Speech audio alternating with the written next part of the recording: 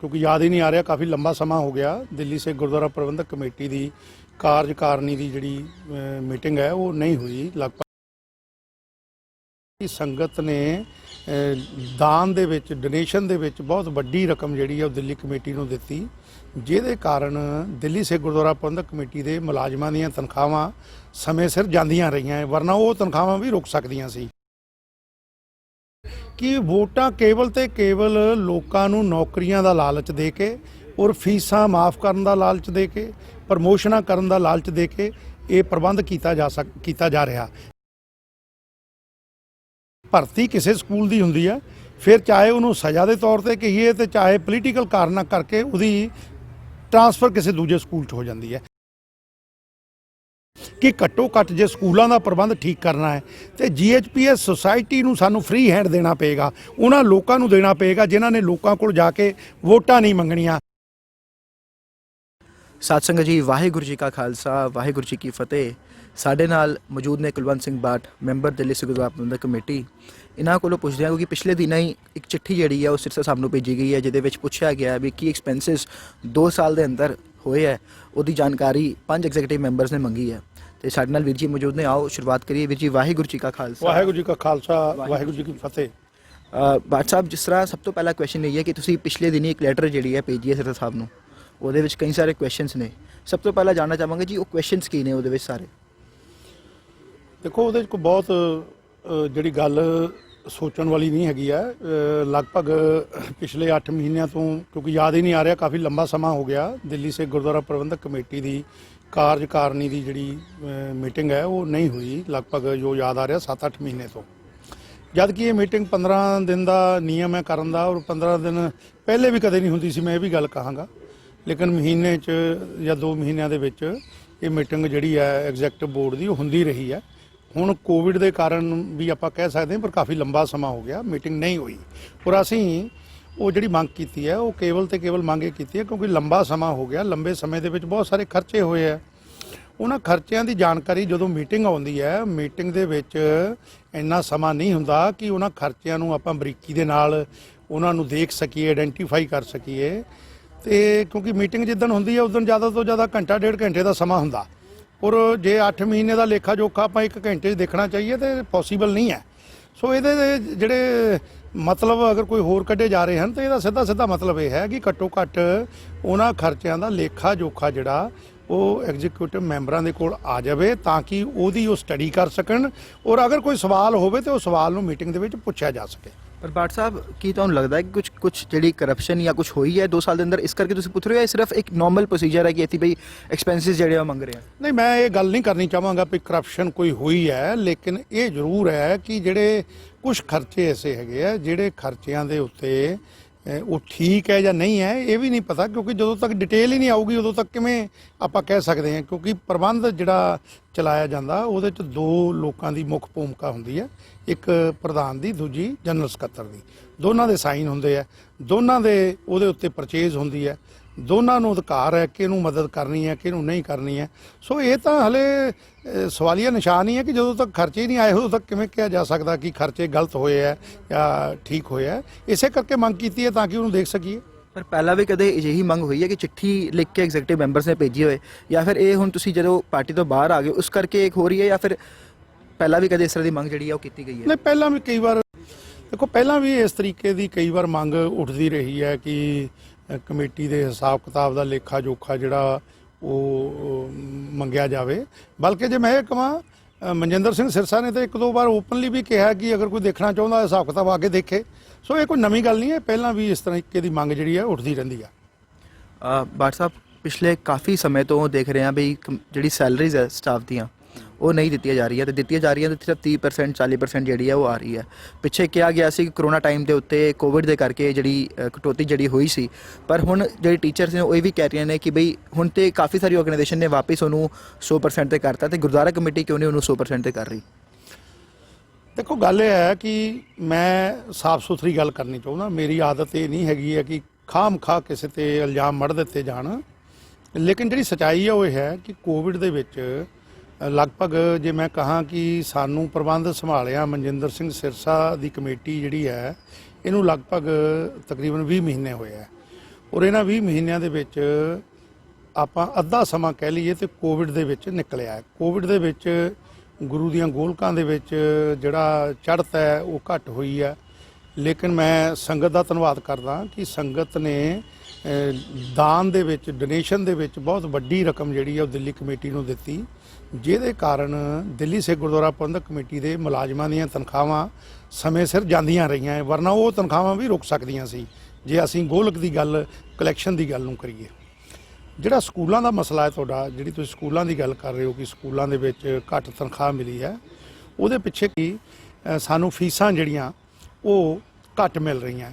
Covid ਦੇ ਵਿੱਚ ਹਰ parents ਬਹਾਨਾ ਲਗਾ ਰਿਹਾ ਕਿ ਜੀ ਸਾਡੇ ਕੋਲ ਪੈਸੇ ਹੈ ਨਹੀਂ ਹੈ, ਸਾਡਾ ਕੰਮ ਜਿਹੜਾ ਉਹ ਛੁੱਟ ਗਿਆ ਹੈ, ਜਾਂ ਸਾਡੀ ਤਨਖਾਹ ਜਿਹੜੀ ਹੈ ਲੇ ਆਫ ਹੋ ਗਿਆ ਔਰ ਇਸ ਕਰਕੇ ਸਾਡੇ ਕੋਲ ਪੈਸੇ ਨਹੀਂ ਹੈ।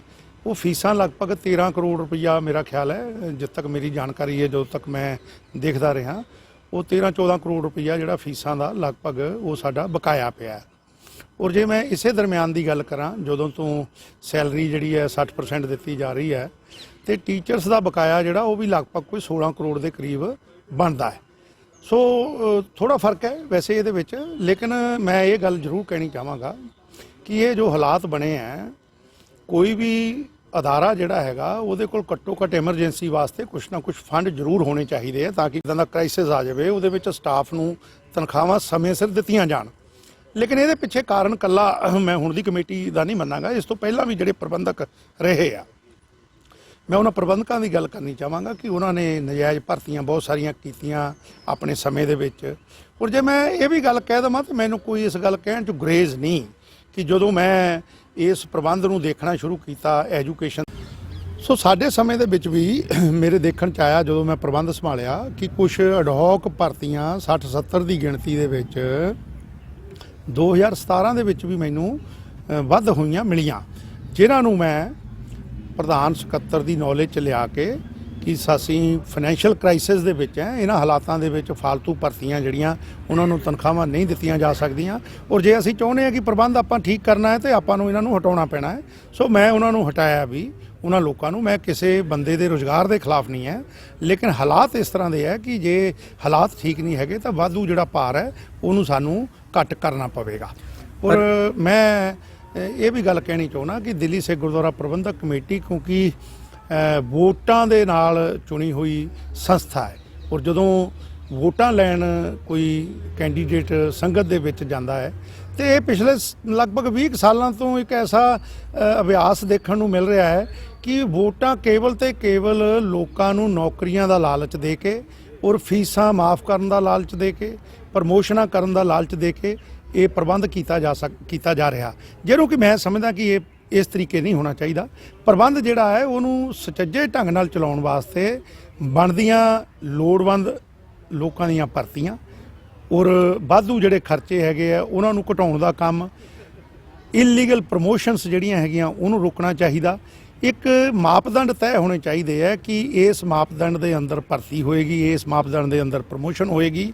ਔਰ ਜੇ ਟਰਾਂਸਫਰ ਦੀ ਗੱਲ ਕਹਾਂ, ਜਿਹੜਾ ਵੱਡਾ ਕਾਰਨ ਸਾਡੇ ਸਕੂਲਾਂ 'ਚ ਦੇਖਣ ਨੂੰ ਮਿਲਦਾ ਹੈ ਕਿ ਭਰਤੀ ਕਿਸੇ ਸਕੂਲ ਦੀ ਹੁੰਦੀ ਹੈ, ਫਿਰ ਚਾਹੇ ਉਹਨੂੰ ਸਜ਼ਾ ਦੇ ਤੌਰ ਤੇ ਕਹੀਏ ਤੇ ਚਾਹੇ ਪੋਲੀਟੀਕਲ ਕਾਰਨਾਂ ਕਰਕੇ ਉਹਦੀ ਟਰਾਂਸਫਰ ਕਿਸੇ ਦੂਜੇ ਸਕੂਲ 'ਚ ਹੋ ਜਾਂਦੀ ਹੈ, ਜਦ ਕਿ ਉੱਥੇ ਉਸ ਵੈਕੈਂਸੀ ਦੀ ਕੋਈ ਲੋੜ ਨਹੀਂ ਹੁੰਦੀ। ਇਸ ਤਰੀਕੇ ਵੀ ਜਿਹੜਾ ਵਾਧੂ ਭਾਰ ਹੈ ਉਹ ਸਾਡੇ ਇਹਨਾਂ ਅਦਾਰਿਆਂ 'ਚ ਦੇਖਣ ਨੂੰ ਮਿਲਿਆ ਹੈ। ਸੋ ਬਹੁਤ ਵੱਡੀ ਐਕਸਰਸਾਈਜ਼ ਕਰਨ ਦੀ ਲੋੜ ਹੈ। Guru Harkrishan public school society ਸਾਡੀ ਬਣੀ ਹੋਈ ਹੈ, ਉਹ ਸੁਸਾਇਟੀ ਦੇ ਉੱਤੇ ਸਿੱਧਾ ਜਿਹੜਾ ਪਕੜ ਹੈ, ਗ੍ਰਿਪ ਹੈ, ਉਹ ਵੀ ਦਿੱਲੀ ਕਮੇਟੀ ਦੇ ਪ੍ਰਧਾਨ ਸਕੱਤਰ ਦੀ ਹੁੰਦੀ ਹੈ। ਤਾਂ ਮੈਂ ਆਪਣੇ ਐਕਸਪੀਰੀਅੰਸ ਇਹ ਚੀਜ਼ ਮਹਿਸੂਸ ਕਰਦਾ ਕਿ ਘੱਟੋ ਘੱਟ ਜੇ ਸਕੂਲਾਂ ਦਾ ਪ੍ਰਬੰਧ ਠੀਕ ਕਰਨਾ ਹੈ ਤੇ GHPS ਸੁਸਾਇਟੀ ਨੂੰ ਸਾਨੂੰ ਫ੍ਰੀ ਹੈਂਡ ਦੇਣਾ ਪਏਗਾ, ਉਹਨਾਂ ਲੋਕਾਂ ਨੂੰ ਦੇਣਾ ਪਏਗਾ ਜਿਨ੍ਹਾਂ ਨੇ ਲੋਕਾਂ ਕੋਲ ਜਾ ਕੇ ਵੋਟਾਂ ਨਹੀਂ ਮੰਗਣੀਆਂ, ਜਿਨ੍ਹਾਂ ਨੇ ਲੋਕਾਂ ਨੂੰ ਜਾ ਕੇ ਲਾਲਚ ਦੇ ਕੇ ਵੋਟਾਂ ਨਹੀਂ ਲੈਣੀਆਂ। ਘੱਟੋ ਘੱਟ ਇਹਨਾਂ ਸਕੂਲਾਂ ਦਾ ਪ੍ਰਬੰਧ ਉਹਨਾਂ ਲੋਕਾਂ ਦੇ ਕੋਲ ਹੋਣਾ ਚਾਹੀਦਾ ਜਿਹੜੇ ਸਹੀ ਸੋਚ ਤੇ ਪਹਿਰਾ ਦੇ ਕੇ ਇਹਨਾਂ ਸਕੂਲਾਂ ਦੀ ਗਲੋਰੀ ਨੂੰ ਵਾਪਸ ਲਿਆ ਸਕਣ।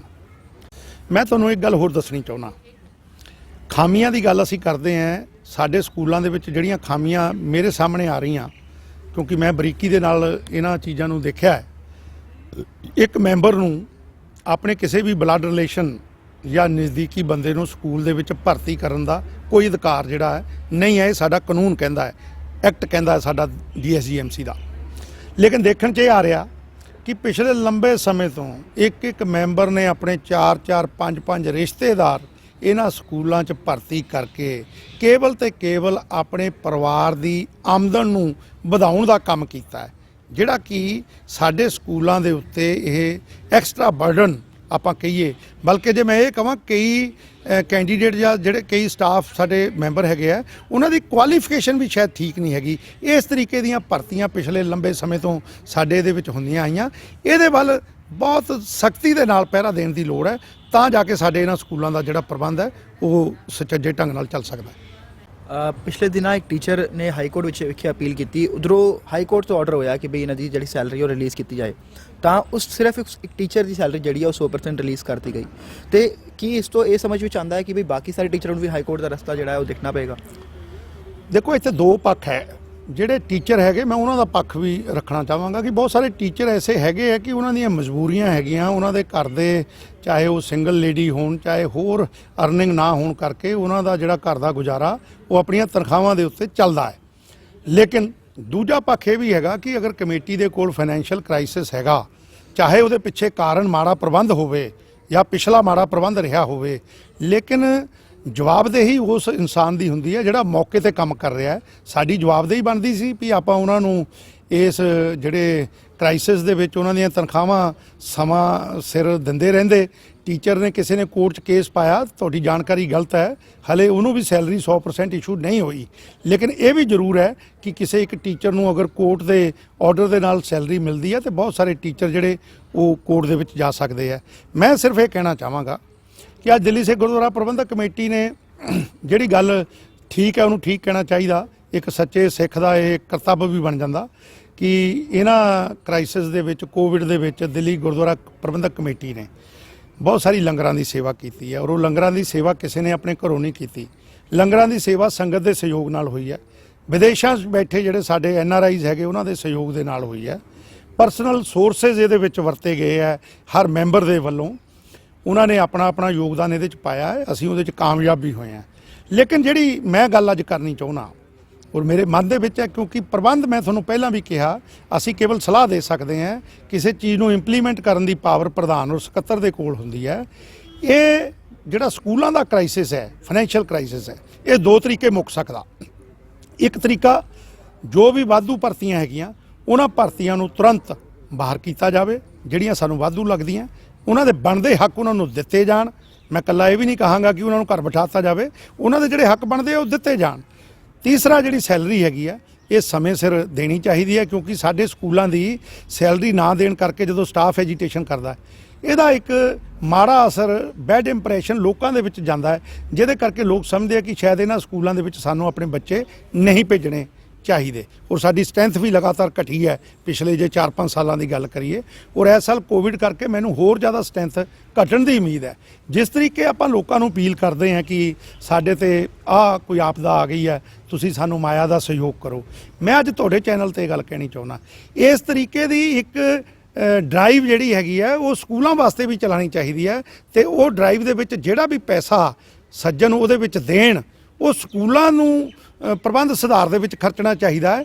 ਔਰ ਇਹ ਡਰਾਈਵ ਜਿਹੜੀ ਹੈ, ਲੋਕਾਂ ਦਾ ਵਿਸ਼ਵਾਸ ਖਤਮ ਹੋ ਚੁੱਕਿਆ ਹੈ। ਲੋਕੀ ਕਹਿੰਦੇ ਆ ਕਿ ਵਾਧੂ ਭਰਤੀਆਂ ਤੁਸੀਂ ਕਰੀ ਜਾਓ ਤੇ ਫਿਰ ਉਹਦਾ ਜਿਹੜਾ ਘਾਟਾ ਹੈ ਉਹ ਸਾਡੇ ਉੱਤੇ ਪਾ ਕੇ ਮੰਗ ਕੀਤੀ ਜਾਵੇ, ਇਹ ਵੀ ਗਲਤ ਹੈ।